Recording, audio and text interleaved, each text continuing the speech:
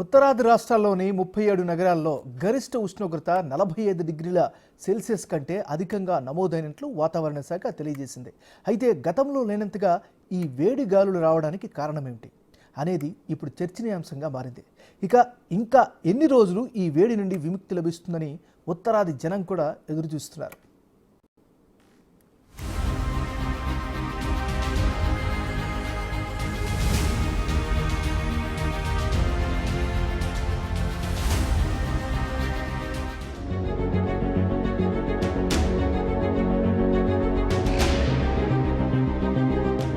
ఏదైనా ప్రాంతంలో గరిష్ట ఉష్ణోగ్రత సాధారణం కంటే 4.5 నుండి 6.4 డిగ్రీల సెల్సియస్ ఎక్కువగా ఉంటే అప్పుడు ఇండియాలో వడగాలులు ఎక్కువగా ఉన్నట్లు అర్థం.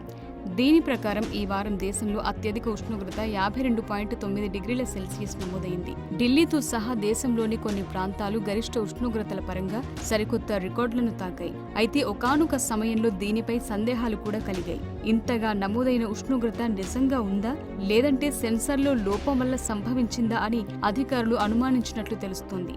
ఇక ఢిల్లీలోని పలు ప్రాంతాల్లో ఈ వారం 49.9 సెల్సియస్ నమోదైంది. ఇది రాజధాని నగరానికి ఆల్ టైమ్ హై అని నివేదికలు చెప్పాయి. ఇక ఢిల్లీని 3 వైపులా చుట్టుముట్టిన ఉత్తర హర్యానా రాష్ట్రంలో రోహ్తక్ ప్రాంతంలో అత్యధికంగా 47.5 సెల్సియస్ ఉష్ణోగ్రత నమోదైంది.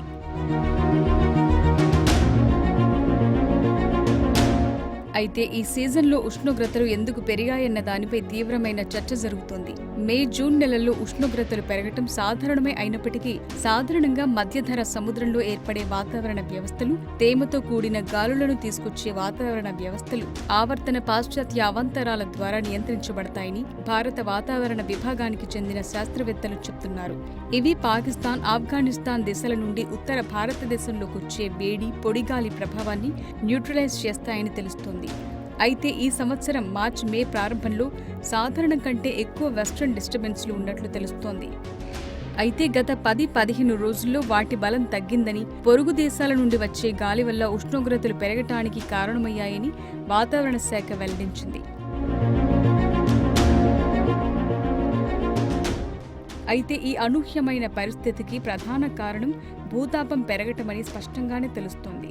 అంతర్జాతీయ, భారతదేశ నిపుణులు కూడా దీన్ని ధృవీకరించారు. మానవ ఆధారిత వాతావరణ మార్పుల వల్ల ఇటువంటి వాతావరణ మార్పులు అధ్వానంగా మారుతున్నాయని చెప్పారు. ముఖ్యంగా ఢిల్లీలో పరిస్థితి ఇంత దారుణంగా ఉండటానికి ఇదే కారణమని వెల్లడించారు. ఉత్తరాన, తూర్పున ఉన్న ఒండ్రు మైదానాలు, పశ్చిమాన థార్ ఎడారి, దక్షిణాన ఆరావళి పర్వత శ్రేణులతో చుట్టుముట్టి ఉన్న ఢిల్లీ సుమారు 20 మిలియన్ల జనాభాతో భారతదేశంలో అత్యంత వేగంగా అభివృద్ధి చెందుతున్న ప్రాంతాల్లో ఒకటిగా ఉంది. 2003లో 31.4% ఉన్న నిర్మాణ ప్రాంతం 2022లో 38% కంటే ఎక్కువగా పెరిగిందని నివేదికలు వెల్లడిస్తున్నాయి. ఈ భారీ జనాభాతో పాటు చెల్లాచెదురుగా ఉన్న వృక్ష సంపద, గత 2 దశాబ్దాల్లో పెరిగిన నిర్మాణాల కారణంగా కూడా ఇలాంటి వాతావరణం ఏర్పడుతుందని అధికారులు, నిపుణులు అంటున్నారు. అయితే ప్రస్తుతమున్న ఈ వేడి కొన్ని రోజుల్లోనే తగ్గుతుందని వాతావరణ శాఖ సూచిస్తోంది.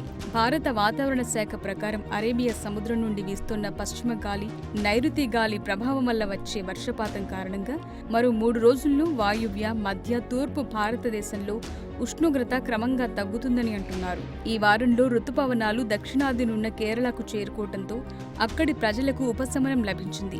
అలాగే దక్షిణాది నుండి ఉత్తరాదికి వచ్చే ఈ పవనాలతో ఉత్తరాది కూడా చల్లబడుతుందనే సూచనలున్నాయి. కానీ ఇది తాత్కాలిక ఉపశమనమేనని, రానున్న సంవత్సరాల్లో వేసవి మరింత దారుణంగా ఉండబోతోందనే హెచ్చరికలు కూడా అందుతున్నాయి.